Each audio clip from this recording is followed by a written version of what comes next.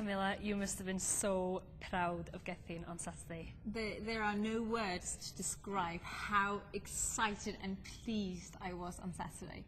Wow. Unbelievable. I actually had to watch it back twice just to go, is that really Jonesy? And it was.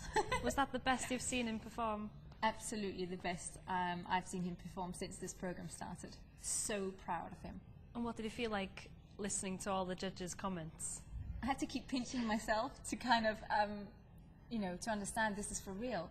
And Gethin actually turned to me when Bruno said he was going around like a planet. He goes, is that good? Yeah. And I said, shh, listen.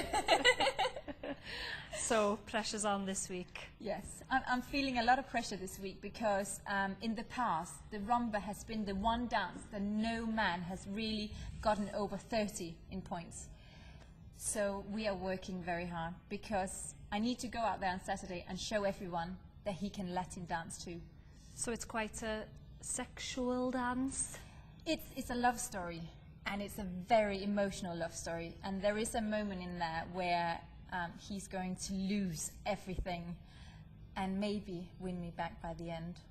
Oh, are we going to be crying?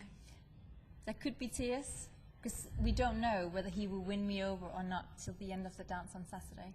And how's he been doing in rehearsal this week? He's been doing good, determined to get this rumba and the feelings right. It's very intense, it's very in your face, like Gethin says. It's like that close or more. Yeah, it's very in your face. So let's hope there'll be tears of happiness. I'm hoping for tears of joy. Yeah. I'm sure there will be. Good luck. Thank you.